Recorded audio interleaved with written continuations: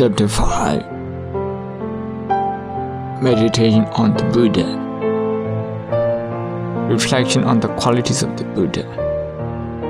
Meditation on the Buddha or reflective meditation on the qualities of the Buddha is another supportive meditation. We have already talked about metta meditation. As this is a short retreat, I can only introduce you to meditation technique and ask you to meditate for a short period. This type of reflective meditation is called, in the Pali language, Buddhanusati, which is recollecting the qualities of the Buddha. Buddhanusati. Anusati in the Pali language is a combined word, anu and sati. Anu means again or repeatedly. Sati means mindfulness. We try to be mindful again or to reflect. We often see quite a few people using their rosaries and reciting Araham, Araham, Araham over and over again when they are meditating on the qualities of the Buddha, without even having time to contemplate. You have no time to reflect if you keep repeating Araham, Araham, Araham very quickly. What has happened is that the Araham has become a mantra, which it should not be. Namo tassa bhagavato arahato samma sambuddhassa is not a mantra. It is something for us to reflect on and be inspired by. The Buddha is a very important person. Here we know only too well that the Dhamma which he has taught has never been personalized. However, his personality is very important because it proved that the highest achievement is within human reach. He was born a human being. He suffered as we suffer. If he did not eat, he felt hungry. If he walked too long, he felt tired. However, since he worked hard, he became enlightened on his own and has become the symbol of human purification, human effort, and human wisdom, the highest achievement in this universe. We are going to focus on that. Buddhanusati is, as described earlier, a reflective meditation. We are supposed to reflect and not chant. When we chant, Namo tassa bhagavato arahato samma sambuddhassa, it is to remind ourselves. When we recite as a group, this is just to make the group uniform. When we chant, it's too fast. It doesn't allow us time to reflect. What you have to do is to spend time to study what Arahato is and what Samma Sambuddho is, and to make an effort to reflect on it. This is what is meant by reflection meditation, Anusati. It is necessary for everyone to study about the Buddha through books, discussion, or listening to Dhamma talks. One can then start reflecting. The two books about the 9 qualities of the Buddha I would recommend in English are The Buddha My Refuge by Ajahn Kantipalo and The 9 Qualities of the Buddha by the Most Venerable Balangod Ananda Maitreya from Sri Lanka. Reading them will make your meditation easier. Read and choose the qualities which you are going to contemplate. Reflect on that regularly. You will understand each quality better if you put it in the context of the daily life of an ordinary human being. to which the Buddha once belonged before he developed these qualities.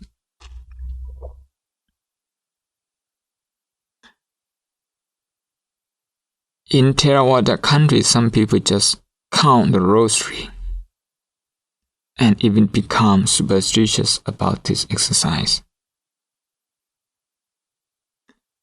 Among the Theravadins, Burmese use more rosary than any other Buddhist, although using rosary is common in Myanmar countries. The Burmese Buddhists will use the rosary on their birthdays or on just specific days like, for example, Sundays with a specific number of counting, and for the rest of the week, we get up to whatever misdeeds they choose. They certainly give that impression. What people tend to do in Burma or in any other Buddhist countries for that matter nowadays is to use chanting mainly as mantra. In the Shan State, where I come from, some Thai people even tattoo themselves with the word Namo Tassa Bhagavato Arahato Samma Sambuddhassa. It's not meant for tattoo, but for reflection. I cannot help but compare such thing with a forced tattooing of the old soldiers from the General Chiang Kai-shek's Chinese Nationalist Army.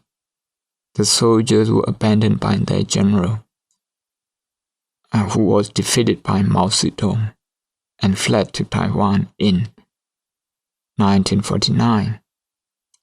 They were later inducted into the People's Liberation Army and were sent to the Korean War. As they were captured, the nationalists infiltrated the camps and persuaded them not to go back to China, mainland China, when the war ended. When they refused, they were reportedly tattooed by force, proclaiming, "Destroy the communist bandit." The doctrine of anti-communism was not something they seemed to have understood, but the proclamation of anti-communism was tattoo. That served no purpose.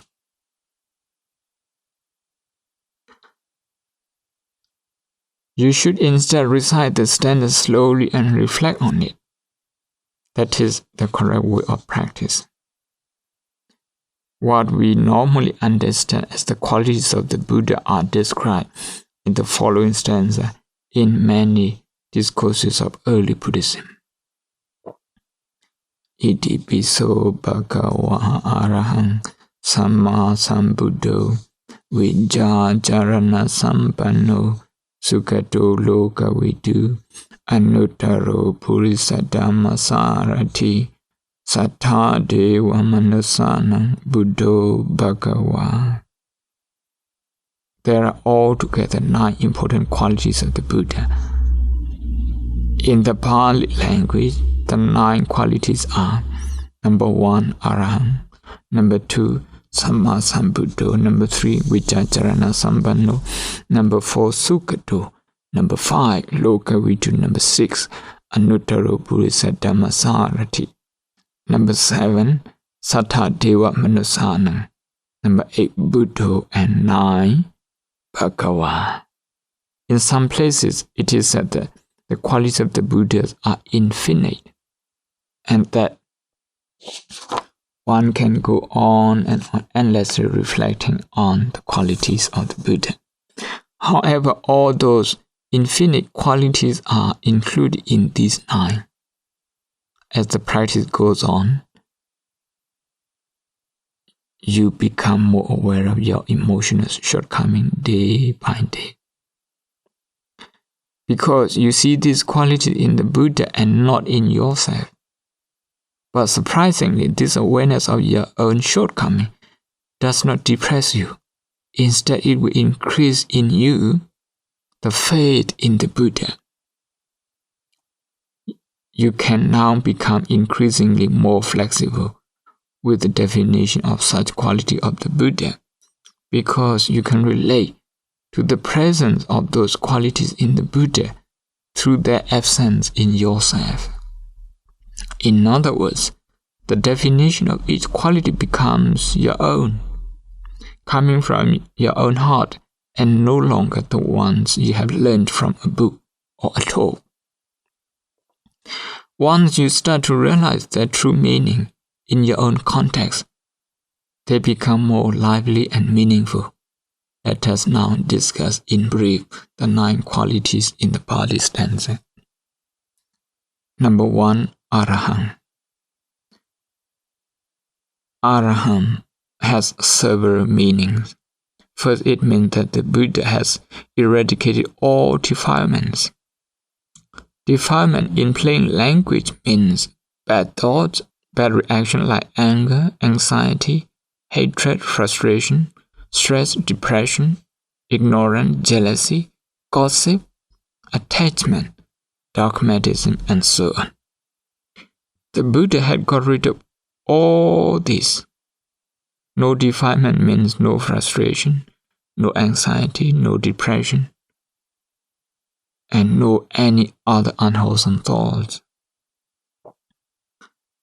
Here is how you can relate your daily life experiences to the qualities of the Buddha.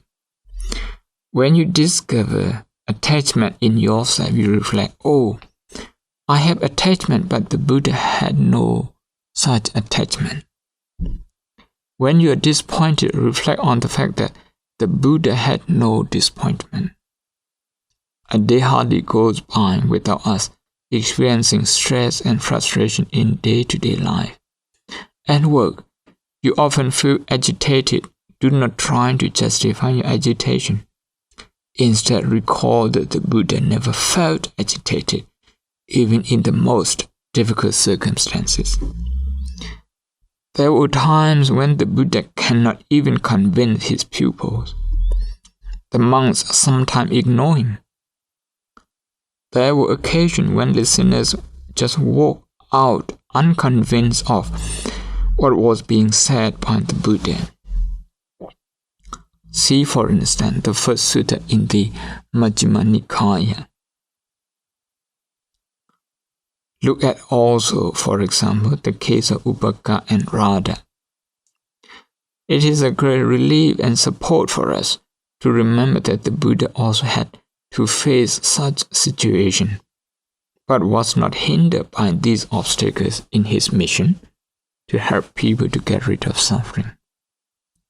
The Buddha was never emotionally disappointed nor frustrated. This is the way to reflect on the qualities of the Buddha. The Buddha inspired us with his qualities because he had got rid of all defilement. He is Arahant. The second meaning of Arahant is one who has no secrets. And the Buddha had no secrets. He had nothing to hide. He was totally open to everybody. There's a story of 4 men who were sitting together and talking. After a while, one got up and left. As soon as that happened, the remaining 3 started gossiping about him, how useless he sometimes was. They were talking behind his back because they wanted to hide what they were seeing from him. Not long after that, another one got up and left. The remaining 2 started talking about him, saying how stupid he was.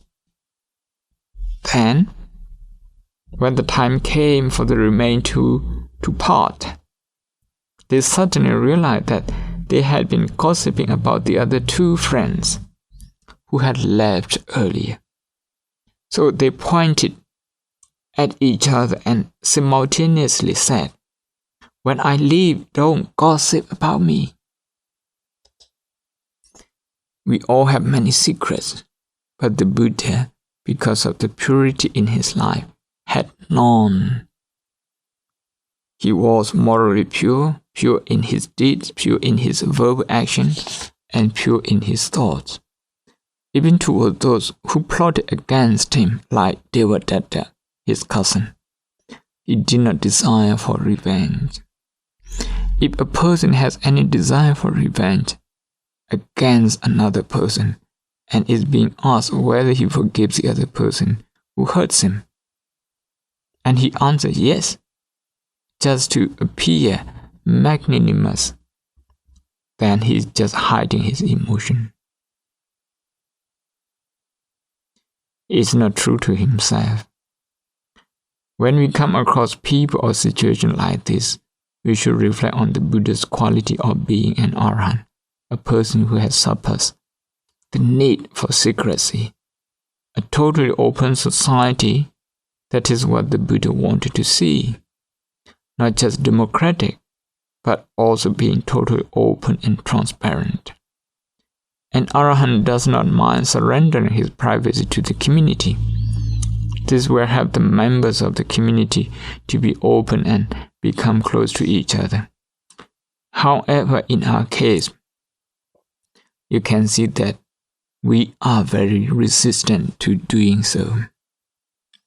While repeating the word arahant, you go on reflecting at the same time, comparing the quality of the Buddha has